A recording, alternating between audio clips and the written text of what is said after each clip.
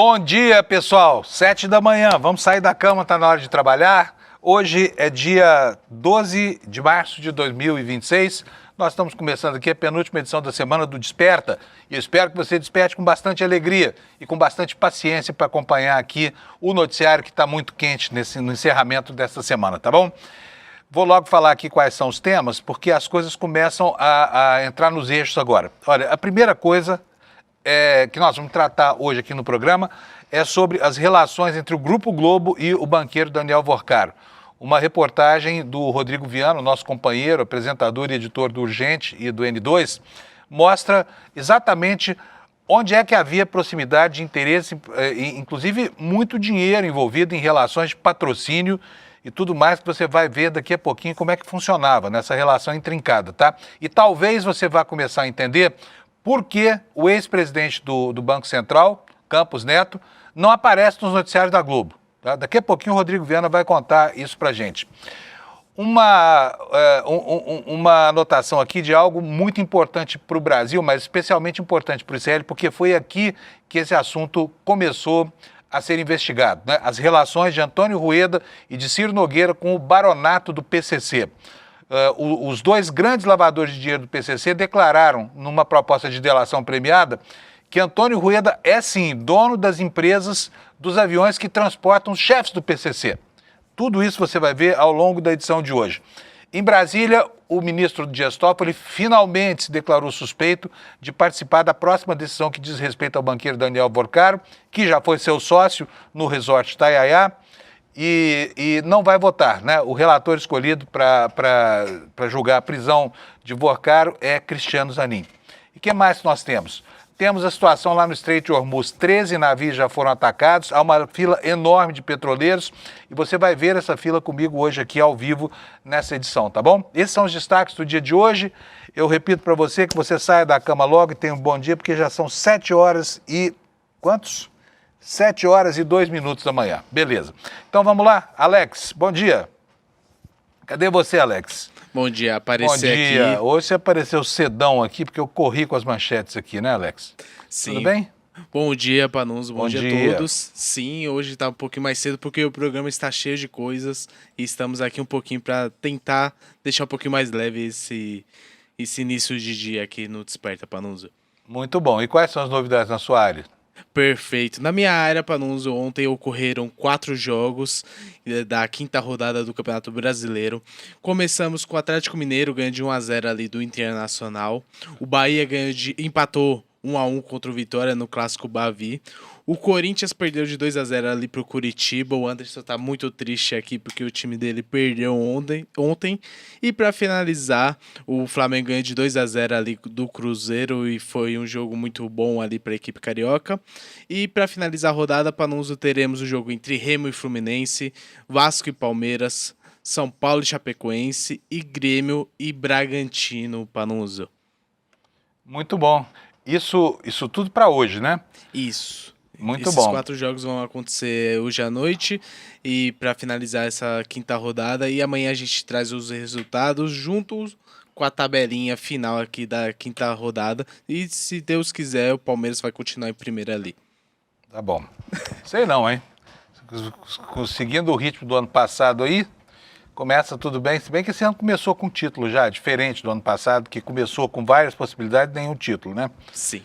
Paulistinha para nós palmeirenses e Paulistão para os restos dos rivais. Valeu, Panunzo. Muito bom. Abraço para você, obrigado, viu? Abraço. Pessoal me criticando aqui na nossa área de comentários, recebi várias mensagens dizendo que a minha conversão ao Mirassol não é uma conversão justa, que preferiu me ver no Palmeiras, outros falando que eu sou a cara do São Paulo, não sei se isso é um elogio ou se é uma crítica. Hein, Alex, aparece aí. Por que a minha conversão ao Mirassol, eu sou um dos poucos mirassolenses fanáticos que o mundo conhece, viu, Alex? Sim. Então, eu creio... às vezes eu acompanho os comentários aqui e eles falam que o Mirassol é gerenciado pelo empresário da direita. Então é por isso, mais ou menos, que tem essa rejeição da audiência. Entendi. Isso me associa com a direita do país. Vou pensar melhor sobre o Mirassol, então, tá? Mas eu concordo com os comentários, você tem a cara do torcedor palmeirense ali da Barra Funda, Panuso. Muito Vamos para obrigado. um jogo que você vai se apaixonar ali pelo Palmeiras. Isso é um elogio, é isso? Isso Eu mesmo. sou a um cara elogio. do Palmeiras. Isso. Tá bom, Vamos obrigado, nessa. viu? Valeu, não sei se é em relação à idade, ao endereço ali na Barra Funda, mas enfim, vamos tocando aqui. Pessoal, vou mostrar para vocês agora os destaques aqui na capa do ICL. Hoje o noticiário está quentíssimo. O ICL, cada dia que passa, ocupa uma posição mais importante relativa aí aos assuntos que movem o país, né? E hoje nós temos essa manchete espetacular aqui, olha, Beto Louco e o primo, né, os dois grandes lavadores de dinheiro do PCC, entregam à polícia as ligações de Antônio Rueda com a empresa de táxi aéreo. Quem é Antônio Rueda? Antônio Rueda é o presidente do União Brasil. E ontem foi um dia muito ruim para o partido, porque o prefeito de Salvador, ACM Neto, né, descobriu-se que a empresa dele recebeu 3 milhões e 600 mil reais de um fundo administrado pela REAG. Diz que está tudo declarado e tudo mais, mas a relação está ali consagrada, né? Mas essa reportagem que está na capa do ICL, a gente vai ver daqui a pouco, é extremamente importante. Não é só porque ela confirma a denúncia que foi feita originalmente aqui no ICL e da qual, aliás, a imprensa hegemônica duvidou durante muito tempo, não deu o assunto. O ICL aqui batendo duro nesse assunto e todo mundo caladão lá, né? Porque falar de Antônio Rueda e Ciro Nogueira nesse país mete medo em jornalistas. Vocês já viram um país em que jornalista tem medo de notícia? Sabe? O cara fica lá de trás da mesa dele na redação, esperando que nada aconteça para não ter que se desgastar, se aborrecer com levar a informação para o patrão dele, que certamente é amigo dos alvos do noticiário, sabe? É assim, jornalista que tem medo de notícia. Chegou a notícia lá na mesa, quem vai dizer, não, uma notícia, não! E aí a vida dele vira um inferno porque tem que negociar a publicação, ou tem que aceitar uma ordem para barrar, ou tem que repassar a ordem para a redação. É assim mesmo que funcionam as engrenagens de um grande veículo de comunicação de massa no Brasil, tá? Onde a cultura ainda hoje é a da venda de proteção, tá? Implícita ou explícita. Bom, vamos seguir aqui. Segunda manchete do site é essa virada que aconteceu, né? O ministro Dias Toffoli finalmente tomou, sei lá, um copo de desconfiômetro e se declarou impedido de julgar a prisão do Vorcaro, né? E o novo relator da CPI do Master, dos assuntos relativos à CPI do Master, é o ministro Cristiano Zanin. E agora vamos testar os nervos do ministro Cristiano Zanin, né? A próxima manchete hoje no nosso site é esta aqui que você vai ver, daqui a pouquinho o Rodrigo Viana vai estar aqui com a gente, né? As relações entre o dono do Banco Master e os patrocínios desse banco a eventos da Rede Globo. Por exemplo, o Carnaval no Rio de Janeiro, o camarote perdulário lá com uma área privada para Daniel Vorcaro e os seus convidados, né? No ambiente de luxo e ostentação que ele sempre proporcionou, digamos assim, a quem era objeto de interesse da sua atividade comercial. Gente, olha só que bonitinho. Deputados federais dão um tomé no trabalho, né? Para quê? Não é para ir para um assunto de interesse, uma reunião de interesse do país, nada disso, para ir em jogo de futebol, tá? Olha só, festas a jogos do Flamengo. Daqui a pouquinho nós vamos ver o que eles fazem quando não estão no plenário, lembra? Eles falam, não, nós estamos nas bases, né? As bases as bases do estádio de futebol e as bases da balada, né? Veja só que absurdo, os alunos do ITA criaram um jogo em sala de aula baseado no caso Epstein, um jogo matizado pela misoginia, né? E os secretários de Educação estão pressionando o Ministério da Educação porque acham que tem pouca aula para a formação de professores, embora isso possa parecer um absurdo, um paradoxo, tá bom? Esses são, por enquanto, os destaques que nós temos para você no dia de hoje. E agora eu vou falar um pouco da meteorologia, para que você saiba que o tempo que você vai enfrentar. E hoje chove em boa parte do território brasileiro. O Alex já vai colocar no ar a página do Instituto Nacional de Meteorologia, que está aí. Olha aí, ó, São Paulo está chovendo sem parar. Entra aí, Alex. O Alex está falando aqui no meu ouvido. Fala aí. Estou aqui. Fala. Não, mas entra no ar aqui também, deixa as pessoas choverem. Sei. Aí, o que aconteceu com a chuvarada aqui? Desde manhã, desde a hora que eu acordei para vir aqui pro Desperta, pro ICL, e tá chovendo sem parar, desde ontem, aliás, que eu fui pra academia e voltei. Tá uma chuva, aquelas chuvas chuviscando. É a chuva de molhar bobo, né? A tradicional chuva de molhar bobo, né? Aquela que só molha quem fica paradão no meio da rua.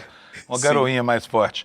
Mas Sim. bom que assim, o verão tá se encerrando aí sem essas catástrofes, né, de chuva demais que a gente viu que 2 semanas atrás provocaram pânico e pavor lá em Minas Gerais, né? Mas o mapa do Brasil mostra hoje que nós vamos ter tempo severo, toda essa região amarela. E olha, aqui na região, olha, do estado do Rio de Janeiro, né, de Campos até a divisa de São Paulo com o Paraná, e nessa área da Serra da Mantiqueira, da encosta da Serra da Mantiqueira, incluindo a região metropolitana de São Paulo, estão previstos aí grandes volumes de chuva. Tem 2 avisos aqui de tempo severo. Vamos ver quais são? Olha, o grau de classificação do anúncio é aqui, olha, grande perigo, em vermelho aí, tá vendo só? E onde é que vai cair isso aqui? Isso aqui vai cair aqui, olha, em toda essa região, tá vendo, ó? Sul de Minas, boa parte do estado do Rio e o leste do estado de São Paulo, tá? Incluindo a capital nessa mancha aí. O que pode acontecer? Chuva superior a 60 litros por metro quadrado de área a cada hora ou mais de 100 milímetros no acumulado do dia, né? Com grande risco de grandes alagamentos e transbordamentos de rios, grandes deslizamentos de encostas em cidades com áreas de risco. Essa é a previsão do INMET para essa área aí. Eu vou voltar aqui para o mapa agora, porque são 2 alertas. Esse outro aqui, acho que é exclusivamente para o litoral do estado de São Paulo. Vamos ver o que ele diz aí. Não, é a mesma coisa. O alerta está duplicado na página do Instituto Nacional de Meteorologia, tá bom? Então, vamos lá para a gente ver a temperatura, as temperaturas, como é que vão ficar? Vamos ver aqui, olha, aqui está o mapinha do Brasil e eu vou ter que mudar aqui, peraí, para você poder ver o mapa todo. Alex, por favor, corrige para mim aí a posição do mapa, se você puder. Eu vou diminuir aqui, pronto, tá aqui, ó. Agora vai caber na tela aqui para você ver. Então vamos lá, começando pelo Rio Grande do Sul, gente, chove em quase todas as capitais do Brasil hoje, todas, tá? Chove em todas as capitais do Brasil hoje. Vamos lá, começando pelo Rio Grande do Sul, pancadas de chuva isoladas, quer dizer, não deve chover muito, com temperatura máxima de 29. Em Florianópolis vai a 28, em Curitiba a 23 graus Celsius. Em São Paulo, aqui o dia começou com 17 graus, né? Uma temperatura já prenúncio do outono. E a máxima vai ser baixa também, vai a 23 graus. No Rio de Janeiro, a máxima chega a 28, em Vitória, a 32 graus Celsius. Em Belo Horizonte, nuvens e pancadas de chuva isoladas, máxima de 28 graus nas horas mais quentes do dia. No Centro-Oeste, Campo Grande vai ter máxima de 28, chove bastante, Cuiabá também, temperatura chegando a 33 graus. Em Goiânia, 32 graus de temperatura máxima e em Brasília, 29 graus. Como eu falei, chove em todos esses lugares aqui.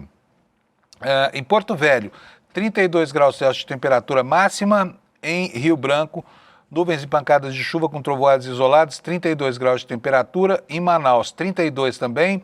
Em Boa Vista, possibilidade de chuvinha isolada com 36 graus. Né? Este Boa Vista realmente é o inferno brasileiro esse ano, hein?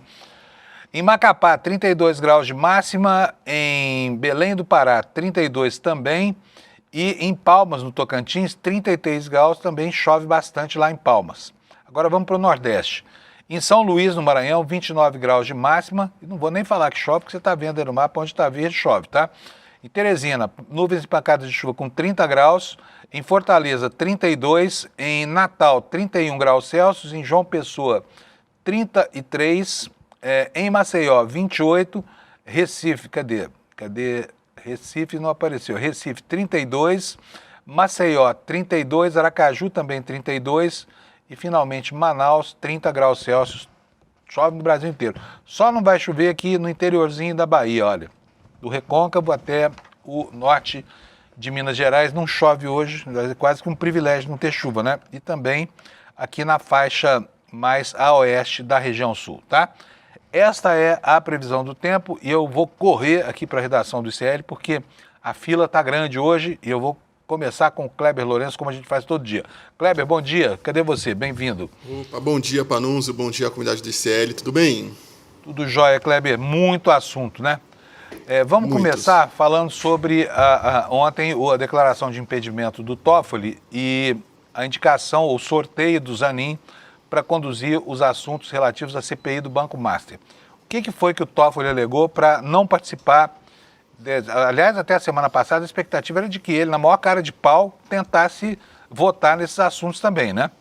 Exatamente. Isso diz respeito à CPI do Master, tá? Não está dizendo respeito à prisão de Vorcara, nada disso. Conta para nós, Kleber, o que deu no Toffoli aí, que ele teve esse despertar de consciência? Olha, Panunzio, o Toffoli ele declarou não só a suspeição para julgar aquele mandado de segurança do deputado Rodrigo Hollenberg, que obriga a Câmara dos Deputados a instalar a CPI do caso Master, mas também ele se declarou minutos depois suspeito de julgar a prisão, a operação ali que levou à prisão de Daniel Vorcaro e também dos demais membros do que a Polícia Federal chama de milícia do Vorcaro. Então ele se declarou suspeito desses dois casos. A alegação que ele usou em ambas as situações foi de foro íntimo, ou seja, não deixou muito claro ali, apenas fez essa alegação. Como você comentou, Panunzio, havia aquela suspeita de que ele fosse sim participar das votações envolvendo o caso Master, caso ele fosse relator ou a turma em que ele faz parte, a segunda turma, fizesse a votação do caso Master ali, de prisões e outras operações, mas foi totalmente o contrário. Essa decisão do ministro Dias Toffoli vem na esteira de uma verdadeira maratona que o ministro e presidente do STF, o ministro Edson Fachin, vem fazendo nos últimos dias. Ele vem fazendo várias reuniões com os ministros, conversas, sejam elas por telefone, por vídeo, presenciais, explicando e conversando e também entendendo os humores da corte em relação ao caso Master, o que os ministros acham de mais importante, mais interessante, de que seria melhor para a corte e melhor para a sociedade. Então ele vem fazendo uma verdadeira maratona de gabinete em gabinete de ministro para pegar as impressões ali sobre o caso Master de cada um dos ministros. E aí pode falar, Panunzio. Desculpa te interromper aqui, mas a maquininha lá que sorteia o ministro que vai receber os processos tem um comportamento que está despertando suspeitos por aí. Não que seja, não estou espalhando suspeita nenhuma, mas o Toffoli tinha sido de novo designado para relatar uma ação do Banco Master, por sorteio, não é isso?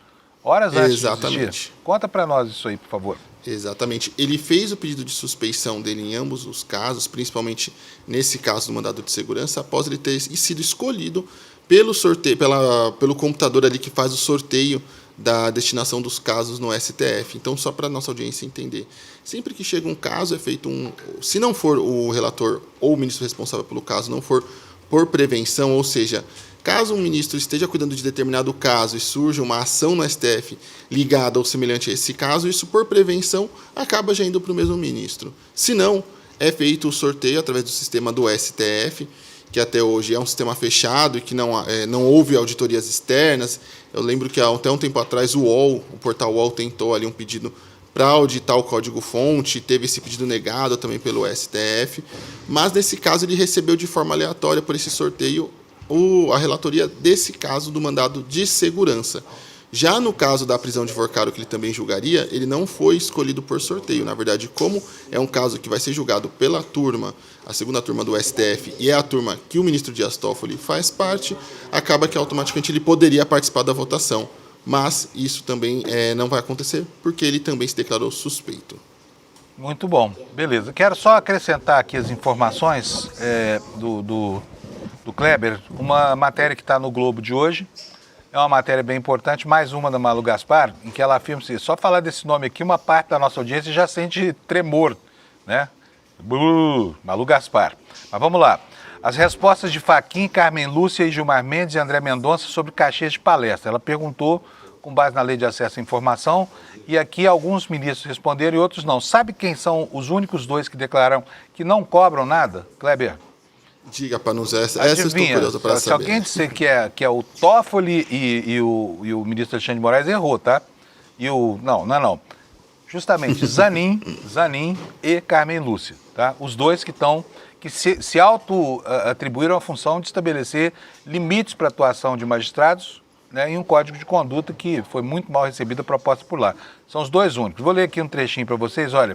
Dois dos maiores defensores da criação do Código de Ética no Supremo Tribunal Federal, Edson Fachin e Carmen Lúcia, informaram que não cobram cachê por participação em palestras e seminários. A resposta foi enviada via Lei de Acesso à Informação. Um dos maiores opositores à implantação da medida, o ministro Gilmar Mendes, alegou o seguinte: observo todas as normas éticas da magistratura e não recebo quaisquer benefícios ou vantagens que possam comprometer a independência funcional. Só que se recusou a informar os valores dos cachês. O relator das investigações, André Mendonça, o que ele disse ao jornal? Ele não respondeu sobre cachês, mas informou ao blog que não há exigência legal para a divulgação de compromissos dos ministros do Supremo, que não existe regra interna prevista no regimento nesse sentido. Desde que assumiu a presidência do Supremo, diz aqui a matéria do Globo, em setembro do ano passado, Fachin elegeu como uma das prioridades da gestão a implantação de um código de ética na Corte. Tá? E a matéria também lembra que a Carmen Lúcia foi escolhida pelo presidente para ser a relatora desse código de ética, que, ao que tudo indica, não sairá tão cedo. É isso, Kleber, para complementar a sua informação. É até interessante você trazer esse ponto, Panunzio, porque o que eu apurei também sobre essa maratona de Fachin nos gabinetes do STF, ministros vêm enxergando essa iniciativa do Fachin de conversar com cada um, de fazer um acompanhamento periódico e acompanhar as percepções dos ministros sobre o caso Master, com uma espécie de pedido de desculpas informal ou até uma redenção do próprio ministro em relação ao Código de Ética. Por quê? Uma das críticas que é muito comum em relação a essa iniciativa do ministro Edson Fachin é de que ele apresentou ao público e levou a iniciativa primeiro à sociedade como um todo do que antes de um debate fechado entre os ministros, uma apresentação mais detalhada. Então, recorrentemente, os ministros reclamam que, nesse caso do Código de Ética, vem acontecendo ali toda essa discussão através do ministro Edson Fachin, a revelia de uma conversa, um alinhamento, ou até mesmo um acordo entre os ministros, uma conversa para eles entenderem melhor do que se trata. Alguns membros, inclusive de alguns gabinetes com quem eu conversei, falam até mesmo que não sabem sequer o que se trata muito bem, porque faltou o diálogo com o ministro Edson Fachin. Então isso vem também numa espécie de desculpas ali de, olha, vou tentar conversar mais com vocês, vou tentar incluir mais vocês nos processos, e a expectativa é de que o ministro Edson Fachin tenha essas conversas de forma periódica e não só nos últimos dias, ou seja, pode ser que daqui a algumas semanas ele já tenha mais uma rodada de conversas para pegar essas percepções, para entender o que está acontecendo e para acompanhar de forma mais próxima o caso Master e evitar qualquer tipo de constrangimento ou crise à corte. Aparentemente, com base nessas decisões do ministro Dias Toffoli de se declarar suspeito, essas conversas vêm rendendo, surtindo efeitos, né, Panunzio? Pois é, vem surtindo efeito. Agora, olha, eu vou falar uma coisa, com relação à expectativa de que o Supremo vote código de ética para limitar esse tipo de coisa, duvido, sinceramente, não tem nenhum interesse nisso. Vou até contar uma história aqui, antecipando uma apuração na qual eu, pessoalmente, estou trabalhando, tá? Tem ministro do Supremo Tribunal Federal que, ao longo das eras aí, estava tão endividado que pediu um empréstimo bancário cujo valor mensal, né, da amortização era maior do que os vencimentos do que ele recebia como ministro do Supremo. E aí sempre vem a cabeça a pergunta, né, mas como é que esse cara sobrevivia? Vocês vão ficar sabendo disso nos próximos dias, tá? É bem interessante essa relação. Kleber, vamos continuar aqui. CPI do crime organizado, o Zettel teve o sigilo bancário dele quebrado. O Zettel era o operador do Vorcara, era o cara que organizava, né, o esquema todo. O que isso representa? Exatamente, Panunzio. Zettel, que foi o principal financiador das campanhas de Tarcísio, o governador de São Paulo, e também do ex-presidente Jair Bolsonaro em 2022, teve o requerimento de quebra de sigilo aprovado na CPI do crime organizado no Senado, e a expectativa é de que nas próximas semanas a comissão já receba esses dados. Outra expectativa também que corre em Brasília é de que nas próximas semanas esses dados sejam vazados integralmente para a imprensa também. Como vem sendo via de regra, com as quebras de sigilos aprovadas nas comissões, elas chegam e já no mesmo dia ou no dia seguinte já estão ali no debate público de forma ampla. Dentro dessas quebras de sigilo estão desde o sigilo fiscal, mas também temos sigilos telemático, telefônico, de demais informações. E isso vem preocupando também alguns parlamentares, já que o pastor Fabiano Zettel ele vem sendo colocado ali como se fosse uma espécie de braço direito de Daniel Vorcaro. Lembrando que Fabiano Zettel também é um dos membros e, segundo a Polícia Federal, uma espécie de chefe operacional da milícia do Vorcaro. Então, muitas revelações podem vir disso e já preocupa a parte considerável de Brasília também o que pode sair desses documentos, Panunzio. Pois é, Brasília está inquieta. Tem gente lá dormindo com um balde de Rivotril do lado da cama para poder completar o sono até a madrugada, antes que os jornais cheguem às bancas, né? Bom, vamos lá, vamos passar para outro assunto, então. Sobre isso nós já vencemos, né? Nós estamos com as informações atualizadas. Vamos falar sobre a questão que o Kleber tem perseguido nos últimos dias, que é a relação entre militares e e os escândalos brasileiros, mas hoje nós temos aqui com uma ênfase em cima da atuação do Brasil como parceiro do Exército dos Estados Unidos em exercícios navais que acontecem num momento de mega tensão mundial e nas relações mesmo entre os dois países. Né? Vocês estão vendo o negócio da base lá no Paraguai, o tamanho da confusão que está dando. O que está acontecendo com relação a treinamento militar, Kleber? Olha, Panunzio, é uma apuração minha com o Jamil Chad lá no site do ICL, com todas as informações para quem quiser acompanhar com mais detalhes, mas em resumo, as Forças Armadas, principalmente a Aeronáutica, já tem para a próxima semana um exercício militar marcado junto com os Estados Unidos e outros países da América Latina, é o exercício Cooperação 11. O pretexto dele seria para treinar e organizar e melhorar a integração das tropas em operações de resgate, de apoio para desastres, crises humanitárias, mas também há treinamento em relação a situações em crises em regiões urbanas. Não é a primeira vez que esse tipo de treinamento acontece, vale lembrar, e é uma questão também um tanto quanto preocupante, Panunzio. Historicamente, os nossos militares eles têm uma relação muito próxima com as Forças Armadas Americanas. Anualmente são feitos treinamentos, palestras, workshops, adestramentos e todo tipo de integração com os militares americanos que certamente conhecem as nossas Forças Armadas como a palma de suas mãos. E no momento de tensão, de deflagração das tensões ali, e a iminência de uma decisão dos Estados Unidos de colocar e categorizar as facções criminosas brasileiras como grupos terroristas, o que permite aos americanos fazerem ataques e bombardeios em território brasileiro, temos mais esse exercício. No ano passado, a Operação Core, que é um treinamento regular entre os exércitos americano e brasileiro, foi suspenso diante da escalada da crise entre o presidente americano Donald Trump com o governo brasileiro. Agora, nesse ano 2026, esse exercício militar entre as aeronáuticas não foi cancelado, ele segue mantido. A fase de planejamento foi encerrada nessa última sexta-feira, com os planejamentos finais para a execução dos exercícios, e na semana que vem já começam esses exercícios. Vale lembrar que os treinamentos entre militares brasileiros e militares americanos não só correspondem a treinamentos em situação de selva, mas também em ambiente urbano.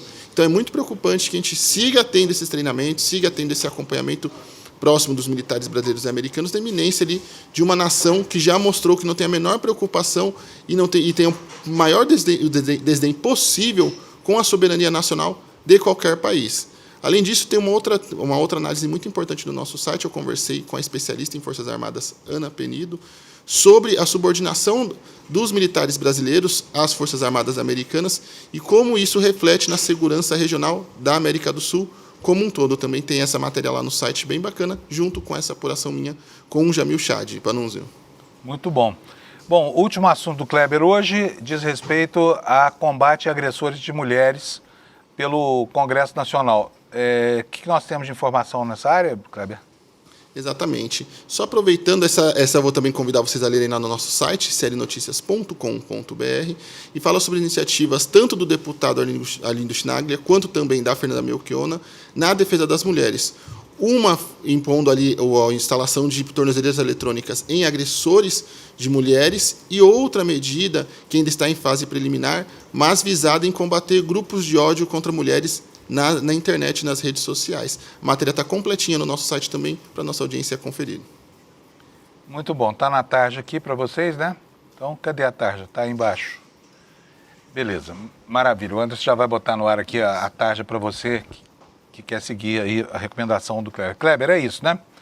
É isso, Panunzio. Bom dia para você, então. Muito obrigado. Até amanhã, sexta-feira, que a gente encerra a semana aqui com o resíduo do noticiário. Tchau, obrigado, sim. Viu? Tchau, tchau, até mais. Daqui a pouquinho eu vou ter aqui comigo o Rodrigo Viana, que vai contar para a gente sobre algo incrível, que são as relações entre Daniel Vorcaro e o pessoal da Rede Globo. E aí você vai descobrir por que lá não aparece o nome do Roberto Campos Neto em lugar nenhum. Tá? Mas antes de falar sobre isso, eu quero mostrar para vocês o que está acontecendo lá no Oriente Médio, porque o noticiário está muito quente, né? Lá no Estreito de Hormuz, o tráfego de transatlânticos está restrito por ataques que o Irã tem promovido. Já foram atacados lá 13 navios petroleiros. Nós temos aqui no nosso site hoje a imagem de um desses ataques. Olha, esse navio foi atacado por um drone. E isso acaba fazendo com que o tráfego de petroleiros ali fique paralisado, né? Vou mostrar para vocês aqui como é que está a movimentação de navios lá em tempo real, tá? Eu acabei de fazer aqui um print do site Marine Traffic que mostra a movimentação imediata, a movimentação up-to-date dos navios. Olha, está aí para você. Todos esses pontinhos vermelhos que você está vendo aí na imagem do lado direito são petroleiros que estão nas imediações dessa passagem do Estreito de Hormuz, que é essa rótula, né? Que fica aí em cima, olha onde está o meu mouse, acho que você não está vendo porque está muito pequenininho, mas essa rótula, que parece ser um joelho aí, é um canal que tem apenas 33 quilômetros de largura e por onde passa 20% do petróleo produzido no mundo, tá? Agora, repare bem a quantidade de navios que estão aqui, olha, nessa região aqui, tá vendo só? E também, opa, aqui não, aqui saiu a imagem, aí não é bom. E aqui, olha, esperando uma passagem aqui por essa rótula. Esse aqui é o joelho que eu falei, tá? O Estreito de Hormuz é isso aqui. Então tem um acúmulo de navios transatlânticos aqui, tem outro acúmulo aqui dentro de navios esperando para sair. O que se vê em formato de seta são navios que estão se movimentando, tá? Os que estão como bolinhas aí são navios parados e os vermelhos são os petroleiros. Vou mostrar para vocês o número de embarcações que está aqui, olha. Estima-se, com base nessa imagem, que haja entre 250 e 315 navios ao sul do Estreito de Hormuz, aguardando autorização para ir embarcar o petróleo lá. Estão paradinhos aí, porque não se arriscam a passar por essa barreira que foi construída pelo Irã, né? E que do outro lado, olha só como é que é a concentração, olha, no Golfo Pérsico tem 40 navios, no Golfo de Omã tem 55 lá mais próximo do local onde está o bloqueio, e no Mar da Arábia tem entre 180 e 220 navios nesse momento, tá bom? E navios parados ou fundeados lá seriam cerca de 45, né, que estão lá sem saber o que fazer. Se esperam a guerra acabar ou se sujeitam ao risco aí de um ataque do Irã e seguem viagem. Mas como se viu isso aí, em 12 dias de guerra, 13 navios petroleiros já foram atacados ali. A observação não recomenda, né, a tentativa de furar o bloqueio iraniano. E os alertas sobre minas e coisa parecida no Estreito de Hormuz, elas não se confirmaram ainda, tá? O que tem mesmo é ataque de drones que são capazes de incendiar navios. Rodrigo, tá ok aí, Alex? Vamos botar o Rodrigo Viana aqui, meu grande amigo e companheiro aqui do ICL, que traz uma matéria espetacular hoje. Bom dia, Rodrigo. Bom dia, Panunzio, acompanhando vocês desde cedinho aqui, desde as primeiras notícias, inclusive com o Alex trazendo o meu Corinthians, que perdeu em casa ontem para a tristeza do Anderson, que eu sei que está aí também, que é corintiano, que está aí na nossa equipe. Um abraço para ele, eu soube que ele teve umas questões aí, mas vai dar tudo certo. Vamos tocar. Tudo certo. O Rodrigo, agora eu fiquei impressionado com a sua matéria, viu? O Rodrigo ontem passou o dia inteiro investigando uma informação muito importante, tá? E essa informação muito importante está na página do nosso site hoje aqui, deixa eu achar aqui a matéria dele. Olha só, achei. Vamos lá, bota aí na tela para nós, por favor. Dono do Master, Daniel Vorcaro, patrocinou eventos da Globo em Nova York. Ao final disso aqui, vocês vão entender mais ou menos como é que é a relação entre o que você vê na televisão e o que você não vê no noticiário, tá? É isso que o Rodrigo vai mostrar para a gente aqui, descrevendo aqui a gênese das influências desse banqueiro que corrompeu meio mundo, tá? Corrompeu o ministro do Supremo, corrompeu o chefe de partido, corrompeu o presidente de Casa Legislativa, governador de estado, fez uma confusão no país e corrompeu também com relações insidiosas a chamada mídia corporativa ou mídia hegemônica, né, Rodrigo? Conta para nós o que você apurou, Rodrigo. É isso, Fábio. Olha, sempre que a Globo começa a entrar no modo operação, jornalismo de guerra, em véspera de eleição, a gente desconfia. E nas últimas semanas, o jornalismo de guerra da Globo se voltou contra o Supremo Tribunal Federal. Isso ficou muito claro. Ah, mas ministro do Supremo não pode ser cobrado se faz algo suspeito? Claro que pode. Agora, por que o caso Master foi transformado na Globo num escândalo só do Supremo? Isso aí é que me fez começar a procurar informações sobre as relações entre a Globo e o Daniel Vorcaro. E aí eu cheguei a esta informação, que foi publicada primeiro pelo jornal Correio da Manhã, mas que nós trouxemos numa longa reportagem que está no site. Eu convido você a ler a reportagem que está aí no site. Por quê? Em 15 de maio de 2024, Fábio, e todas e todos que nos acompanham aqui, em 15 de maio de 2024, portanto, menos de 2 anos atrás, o jornal Valor Econômico, que é a bíblia das finanças dos empresários brasileiros, é aquele jornal que os empresários leem, e que pertence à família Marinho, pertence às organizações Globo. Esse jornal organizou um simpósio em Nova York. Levou todo mundo para lá. Todo mundo. Alex, os deixa eu ricos só pedir, brasileiros. desculpa, Rodrigo. Deixa eu pedir para o Alex botar aqui o slide que está aqui no meu computador, porque as pessoas vão entender isso com as ilustrações que a gente tem aqui. Põe para mim. Isso aí. É esse evento. Não é isso, olha aí, Fábio. Essa imagem que a gente vê aí na tela é uma captura de tela, assim, é um print, como a gente fala, né, do banner do evento num hotel de luxo em Nova York. Então você vê a marca Valor Econômico ali embaixo, Valor Summit, é o encontro Brasil USA. E aí levaram para lá empresários, políticos, governadores, né, jornalistas, embaixadora dos Estados Unidos no Brasil, todo mundo para lá. E quem é que patrocina? Bom, tem vários patrocinadores do evento, várias empresas. Mas qual é o principal, o maior patrocinador do evento? O Master Patrocinador. O Master Patrocinador. Né? É o patrocínio master do evento. Repito, evento das organizações Globo em Nova York, pago em boa parte pelo Master. E, ao pagar, é claro que quem paga tem preferência. Já ouviu falar isso, né, Panunzio? Então, o que acontece?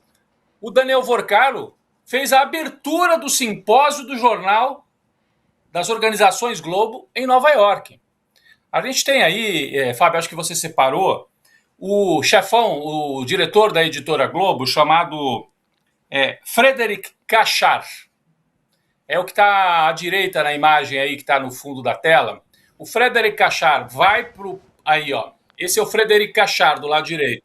Ele é o chefe da editora Globo. Portanto, o Valor Econômico está ali também debaixo das atribuições dele. Ele sobe no palco para abrir o simpósio e aí faz uma fala chamando o Vorcaro para abrir o simpósio e tratando o Vorcaro como um amigo. Acho que a gente tem a transcrição aí, isso está na minha reportagem também. Vamos lá. Na matéria no Próximo site. slide, Alex. Olha aí, ó, o que ele falou. Então, ele fala assim, com alegria, é muita alegria ter patrocinadores que a gente admira muito e que eu considero amigo. É que tá aqui, para mim tá tampando um pouco aqui, eu não estou conseguindo ver Quer que eu leia aqui para você, exatamente. Rodrigo? Por favor, eu quero. Bom, a gente tem a alegria de ter patrocinadores de empresas que a gente admira e que eu tenho o privilégio de ser amigo. Muito obrigado, Banco Master. Aí ele sorri e aponta para a plateia onde estava o então banqueiro, na figura do seu presidente, Daniel Vorcaro, que apresenta o seminário de hoje. Foi isso que ele disse. Então, Frederic Cachard, da editora Globo, chama o Vorcaro para o palco, dizendo que ele era um amigo e que ele tinha enorme prazer e era uma empresa que a Globo admirava.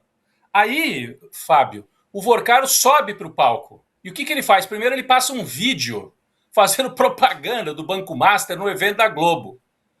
Ele sobe, ali a gente já tem a fotografia dele, do Vorcaro, no palco, falando para dezenas de pessoas no hotel de luxo em Nova York, como principal patrocinador do evento da Globo. E aí o Vorcaro fala algumas coisas. Primeiro agradece. Veja como é que ele se refere ao diretor da editora Globo. Fábio, se você puder ler aí a fala. Vou ler aqui para vocês, tá aí, ó. Fiquei muito honrado com o convite do Fred, bastante amigo, né? O cara chama Frederico, tá? O Jornal Valor tem sido um baluarte para a nossa nação, Fred. O Valor tem sido uma referência e um norte para nós brasileiros com informação sempre precisa e isenta. Cumprimento ao Fred e toda a equipe que eu admiro bastante. Lauro, Maria Fernanda, Álvaro, Malu e todos os demais, pelos quais eu tenho uma admiração enorme.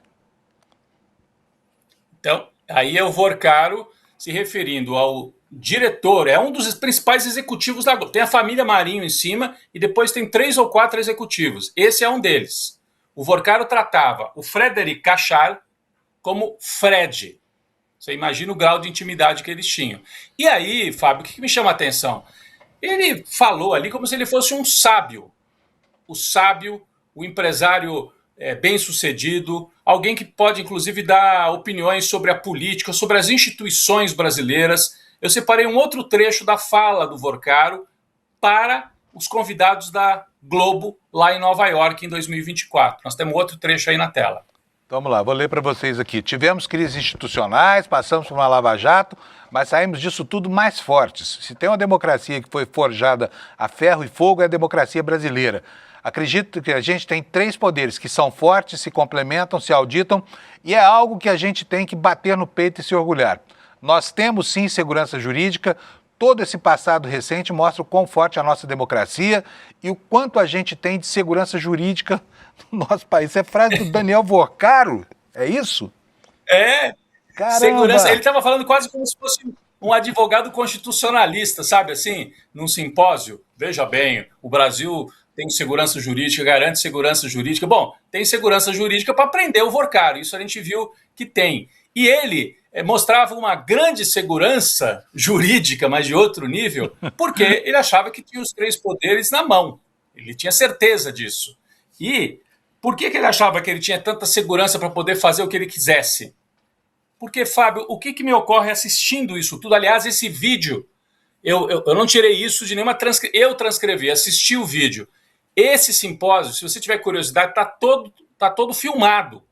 Está no canal do Valor Econômico e o jornal Correio da Manhã traz o vídeo na íntegra. São 5 horas de vídeo. Eu fui lá e assisti os trechos em que fala o Daniel Vorcaro. É um trecho pequeno até, em que ele fala. Mas o que acontece? O Banco Master colocou o selo dele no evento da Globo. Mas, na verdade, era a Globo que estava dando o selo de qualidade para o Vorcaro, dizendo assim, esse aqui é confiável para a elite brasileira. Podem comprar as coisas dele. Pode fazer negócio com o Vorcaro. A Globo deu o selo da Globo para o Vorcaro nesse evento em 2024 e me fez lembrar muito o que a Globo tinha feito com o Sérgio Moro na Lava Jato, né? Quando a Globo dá o título para ele, juiz que faz a diferença. Ele ganhou. A partir dali, o Moro falou, agora eu posso deitar e rolar, porque se eu tenho até o selo da Globo. Aí ele fez o que ele quis. O Vorcaro, ao patrocinar o evento, ao pagar, ao se sentir em casa ali no evento da Globo, chamando o diretor da Globo de Fred e sendo tratado como um amigo, ganhou o selo. E aí participou de jantares, levou gente para festas, fez o que quis nos anos seguintes. Por que isso tudo é importante? Porque a Globo, nas últimas semanas, se coloca como o tribunal de inquisição midiática que vai dizer, não, esse aqui se aproximou, recebeu o Vorcaro numa reunião, suspeito. O Lula recebeu o Vorcaro numa reunião, suspeitíssimo. Gente, a Globo recebeu o Vorcaro pagou as contas do evento, tratou como um amigo e está escondendo isso tudo? Então, é muito suspeita a posição da Globo nesse momento, movendo uma campanha para tentar direcionar tudo para o Supremo Tribunal Federal, sendo que esse é um escândalo que a gente sabe que tem outros nomes, daqui a pouco nós vamos chegar lá. Mas a relação entre o Vorcaro e esse editor aí da editora Globo, o Fred, que ele chama, que é o Frederic Cachard, era tão forte, Fábio, que eles chegaram a organizar juntos um camarote do carnaval. O Master patrocinou o camarote da editora Globo, a revista Quem, e do jornal Globo, lá na Sapucaí. Eu já tenho até a imagem dele aqui na minha tela para o pessoal ver. Aí, ó, tá aí. Entre 2022 e 2024, pelo menos, a gente apurou. Né? Com a parceria também com o Correio da Manhã, que eu gosto de citar aqui, que foi quem primeiro levantou essa matéria. E tem os artistas que iam para esses camarotes, usavam a camisa com o logotipo do Master, junto com o logotipo da Globo. Do Globo, né? Do jornal Globo. Acho que nós temos uma foto aqui, né? De uma das... Várias, aí, ó. temos várias. Olha aí, eu acho que tem um detalhe que dá para ver bem Master ali embaixo. Olha aí, ó, Master, tá vendo? Banco Master. E em cima tá escrito O Globo e Quem? A camiseta do camarote da Globo no Carnaval paga pelo Daniel Vorcaro. Então as relações são muito próximas. Ele era um patrocinador da Globo. Aí a atriz, eu não tenho nada, a atriz foi lá convidada, não sabia o que estava acontecendo, né? Botou a camiseta, mas o problema não é a atriz, né? É só para a gente ter aqui, é a Nívia Maria, né? Essa que aparece aí. Mas aqui é só para a gente ter a imagem mostrando que realmente o Master patrocinou o Carnaval da Globo. Eles eram muito, muito próximos. São. Frederic Cachar e Vorcaro. A tal ponto, Fábio, isso até é uma questão íntima e seria só da vida deles, não diz respeito a gente, mas os dois namoraram a mesma mulher. O Daniel Vorcaro e o editor da editora Globo. Namoraram a mesma mulher, a Monique.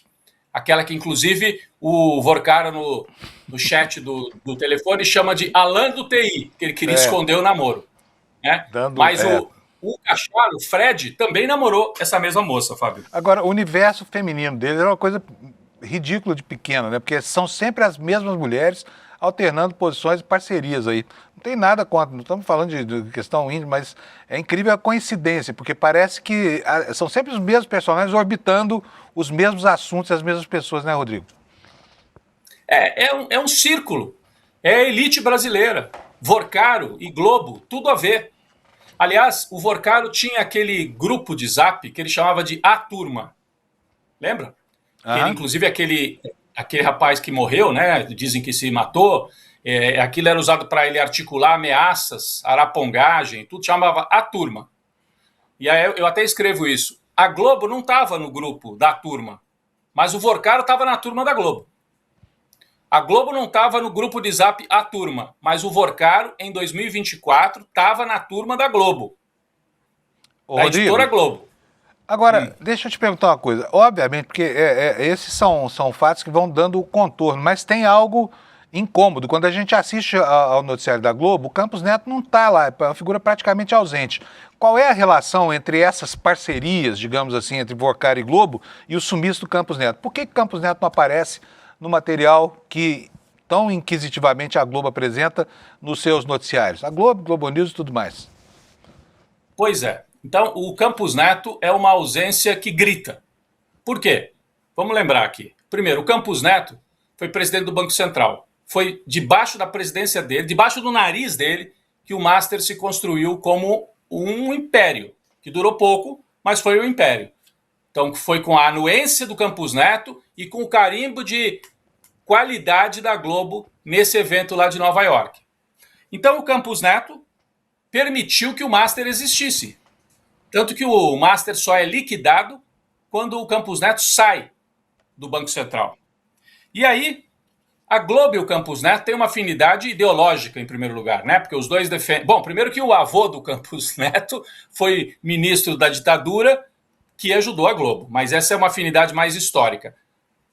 Os dois defendem as pautas do neoliberalismo, privatização, reforma da Previdência para ferrar ainda mais os trabalhadores, abertura econômica, juros altos, né? E a tal da autonomia do Banco Central. Mas tem um fato, Fábio. Uma coisa não é assim, uma coisa é a afinidade ideológica. Depois que o Campos Neto saiu do Banco Central, permitindo que o Master existisse e aprontasse, para onde que foi o Campos Neto? Ele virou executivo do Nubank, um dos maiores bancos digitais do Brasil. Bom, pouca gente sabe, mas quem que é sócio do Nubank? Quem que se tornou sócio da Nubank nos últimos anos? A família Marinho. Você que está nos acompanhando talvez não saiba. O Nubank anuncia sem parar no Jornal Nacional, anunciou durante muito tempo, é o horário mais caro da televisão brasileira. A Globo foi comprando ações do Nubank, a família Marinho, com troca de publicidade. É um termo técnico aí que eles usam. Em vez de fazer aporte de capital, a Globo falou assim, eu viro sócia, como é que eu faço? Eu cedo para o Nubank horário e, em troca, o Nubank dá ações para a família Marinho. Então, a Globo, em 2023, 2024, foi comprando ações do Nubank. Não é um acionista principal, mas virou sócio. A família Marinho é sócia do Nubank. E o Campos Neto é executivo do Nubank. Então, na prática, o Campos Neto, de certa forma, é funcionário da família Marinho. É funcionário de uma empresa na qual a família Marinho tem sociedade. E aí a Globo protege, poupa, não traz o Campos Neto para o noticiário sobre o Banco Master. O Banco Master tem tudo a ver com o Campos Neto. Isso tudo está na minha matéria também. Se eu falei muito rápido aqui, Fábio, é um convite também para as pessoas irem lá olhar, ler a matéria, que é uma matéria bastante longa, mas que eu narro tudo isso. As ligações do Vorcaro com a Globo e como é que a Globo virou sócia do Nubank, o Campos Neto está dentro do Nubank e a Globo protege o bolsonarista Campos Neto, não traz o Campos Neto para o noticiário e tenta transformar o escândalo do master num escândalo do STF, a tal ponto, Fábio, que ontem uma jornalista da Globo chegou a trazer a seguinte nota: olha, o Palácio do Planalto está preocupado e agora vai começar a querer incentivar que esse escândalo seja um escândalo do Campos Neto, porque o Lula está preocupado. Gente, não é o Lula que vai transformar no escândalo do Campos Neto, são os fatos. Esse Banco Master só existe, e esse Banco Master só quebrou, deixando esse rastro de destruição, porque o Campos Neto deixou como presidente do Banco Central. Tudo isso está na nossa matéria lá, contada, esse roteiro todo contado em detalhes, Fábio. Eu agradeço muito, Rodrigo, o convite que você recebeu para estar aqui comigo hoje tão cedo, já falando para as pessoas sobre isso. E a porta está aberta aqui para qualquer outra apuração que você tiver, tá bom, Rodrigo? Muito obrigado, viu? Muito bom, Fábio. Olha, acompanho sempre, eu acho excelente assim, esse horário da manhã, acompanho sempre você, o Kleber, o Luiz Costa Pinto, para mim foi um prazer estar aqui. Posso contar, eu acho que tem pouco tempo, mas uma última historinha relacionada bem rápido, claro. ao Master e à Globo. Esse executivo da editora Globo, chamado Frederic Cachard, Fred, foi ele que transformou em editor-chefe da revista Época o jornalista chamado Diego Skosteg, que é um lavajatista daqueles. E o Skosteg é o cara que está sendo acusado de receber 2 milhões de reais para publicar notícias favoráveis ao Vorcaro. Fred, amigo do Vorcaro. Fred nomeia o Skosteg na editora Época. Algum tempo depois, o Skosteg, no blog dele, publica matérias favoráveis ao Vorcaro, recebendo 2 milhões de reais, que ele diz, foi publicidade. Num blog desse tamanho, 2 milhões de reais, está mal explicado. A não ser que ele seja, assim, um fracasso de público e um sucesso master no departamento comercial do blog dele, Fábio. Eu queria entender como é que tanto dinheiro vai para as mãos de gente assim tão comprometida com esses esquemas, viu, Rodrigo? Porque para financiar o bom jornalismo é difícil, viu? Você precisa vender curso aqui como no ICL, é difícil, viu? Mas dinheiro para picareta, para pilantra, tem à vontade no mercado da informação aí, tá? Rodrigo, valeu, cara. Muito obrigado para você, viu? Vamos seguir aqui na nossa... Obrigado a você pelo convite, Fábio. E eu quero falar para vocês que hoje, no Urgente, obviamente, o Rodrigo vai tratar disso de novo lá com um suíte desse assunto que está no nosso site. Então, vai lá, icl.com, iclnoticias.com.br, a matéria dele está na capa. Rodrigo, valeu, obrigado, viu?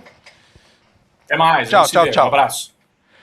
Gente, eu queria falar da pesquisa Genial Quest, mas não vai dar tempo. Como essa pesquisa está comentada em todos os veículos de comunicação e vai ser objeto daqui a pouco no N1 também da análise dos nossos comentaristas, eu preciso mostrar para vocês algo super importante que também tem uma profunda relação conosco aqui do ICL, que foi uma denúncia muito séria, a denúncia do piloto Matozinho, né, que durante anos pilotava jatinhos de uma empresa de táxi aéreo, que era... da cúpula dos lavadores de dinheiro do PCC, tá? Tá aqui na tela para vocês, o Alex vai botar.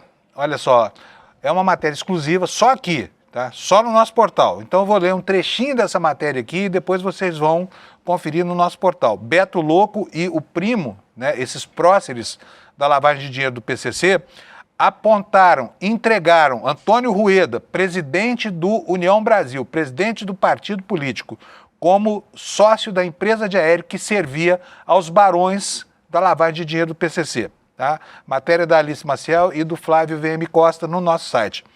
A dupla de empresários acusados de operar o esquema de lavagem de dinheiro que atendia ao PCC afirmou que o presidente do União Brasil, Antônio Rueda, é dono de jatinhos operados pela Táxi Aéreo Piracicaba, a TAP. A informação faz parte do material entregue às autoridades por Roberto Augusto Leme, é o nome científico, né, do Beto Louco, e Mohamed Hussein Mourad, que é o primo, na proposta de delação premiada que foi enviada à Procuradoria-Geral da República e ao Ministério Público do Estado de São Paulo. Eles são apontados como líderes de uma rede de lavagem de dinheiro por meio de fraudes fiscais no setor de combustíveis e uso de fundos de investimento da Faria Lima, deflagradas que foram pegas, né, nas operações Carbono Oculto, Tanque e Quasar. Ambos são considerados foragidos pela Justiça. Se pirulitaram. Conforme apurou o ICL Notícias, Beto Louco e primo informaram que Rueda se interessou pelo ramo de negócios depois que viajou diversas vezes nos jatinhos que pertenciam à dupla. O objetivo, além de gerar recursos, seria o de, adivinha? dar carona para políticos, empresários e magistrados como estratégia do tráfico de influência. Quero só lembrar para você, né, que Dias Toffoli, segundo o próprio Matosinho, o piloto, também viajou nesses aviões, né? Foi de Brasília para Ourinhos e depois voltou de Ourinhos para Brasília. Ourinhos é o aeroporto mais próximo do Resort Taiaiá, que, sabe-se hoje, pertencia, pelo menos uma fração dele, ao próprio Dias Toffoli, tá? A matéria continua aqui dizendo que a Polícia Federal, no âmbito da Operação Tanque, também investiga o uso da empresa de táxi aéreo no esquema de lavagem de dinheiro da dupla. Rueda disse o seguinte: desconheço qualquer proposta de relação com esse conteúdo. Afirmo de forma categórica que essa informação, a meu respeito, é falsa. Nunca fui proprietário, direto ou indiretamente, de qualquer aeronave. Sigo absolutamente tranquilo e confiante quanto a qualquer apuração dos fatos. E também numa nota, a TAP, né, a empresa, que seria do Rueda, disse o seguinte: a informação não procede, a empresa realiza sua operação de forma totalmente regular, tendo inclusive se colocado à disposição perante as autoridades que não a consideram investigada nos procedimentos existentes, né? E os advogados do Beto Louco e do Primo não quiseram se pronunciar a respeito. Então está feito aqui o estrago da imagem desse sujeito, passou da hora, né, de tirar Antônio Rueda da zona de conforto e junto com ele Ciro Nogueira, cliente dessa empresa também, como bem disse o Matosinho, porque os fatos que foram noticiados em primeira mão aqui pelo ICL começam a gerar consequências, né? E Primo e o seu comparsa querem dizer à polícia quem é que estava por trás dos negócios que eles mantinham, tá bom? Olha, tem uma outra informação aqui antes de terminar, nós temos mais uns minutinhos aqui, então vou mostrar para vocês. A Juliana Dalpiva está dizendo que o STF vai julgar até julho, né, aquela lei da anistia que está sendo questionada, inclusive já com uma opinião consolidada do ministro Flávio Dino, né, que pode tirar da condição em que se encontram hoje, de praticamente inimputáveis, aqueles que mataram, torturaram e esconderam cadáveres em nome do Estado brasileiro durante a ditadura militar. A matéria nos diz o seguinte: o STF vai julgar ainda neste semestre o limite da lei da anistia para decidir se os militares acusados de crimes permanentes, como ocultação de cadáver, poderão ou não ser anistiados. O ministro Alexandre de Moraes, que é o relator do processo sobre os assassinatos de Rubens Paiva, pediu ao presidente do STF, Edson Fachin, uma data para o julgamento presencial do assunto. E o ministro Flávio Dino tinha dado o primeiro voto no julgamento para discutir esse limite da lei da anistia. Ele, que é relator da acusação contra o tenente-coronel Lício Augusto Ribeiro Maciel por crimes cometidos durante o combate na chamada guerrilha do Araguaia, votou por não conceder anistia a crimes permanentes como a ocultação de cadáver. É importantíssimo esse julgamento para tirar do armário os esqueletos que estão emparedados hoje nas instituições brasileiras, sabe? Isso desde 1979. Alguns desses criminosos, militares criminosos, foram promovidos ao longo da carreira, terminaram a vida como oficiais generais, tá? Oficiais generais. E as viúvas, as mulheres dos que já se foram, ganham até hoje uma pensão poupuda do Estado brasileiro, que gasta 25 bilhões por ano só com esse tipo de pagamento. Acabou o tempo, gente, sinto muito, tem muita notícia que ficou para trás hoje, mas graças a Deus vem aí o N1 para me redimir, tá bom? Antes de sair, reiterar aqui o convite para você, entre no nosso grupo do Zap Zap, tá? É só você vir aqui, olha, no icl.com.br/grupo, aí você encontra o link para fazer a sua inscrição e receber as notícias fresquinhas e bem apuradas do ICL, tá bom? Quero dar bom dia para você, muito obrigado pela sua audiência e dizer que agradeço duas vezes, né? Porque, olha, nós estamos aqui, ó, 23.550 telespectadores, você um deles, fazendo com que a gente ocupe o primeiro lugar no espectro da internet. Valeu, muito obrigado, até amanhã. Tchau.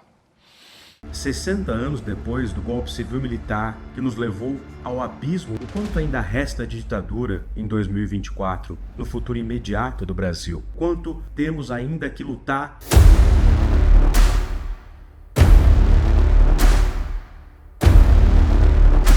É porque essa articulação golpista repetiu-se na era Bolsonaro, com a diferença de que o golpe fracassou.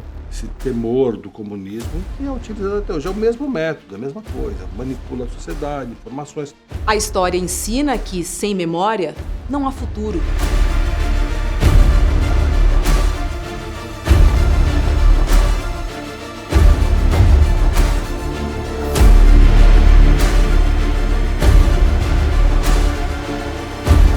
acho que a evocação da memória, princípios que representavam aqueles grupos em 64, permanecem muito vivos, né? Deus, pátria, família e liberdade, né? São, inclusive, lemas declaradamente de extrema-direita.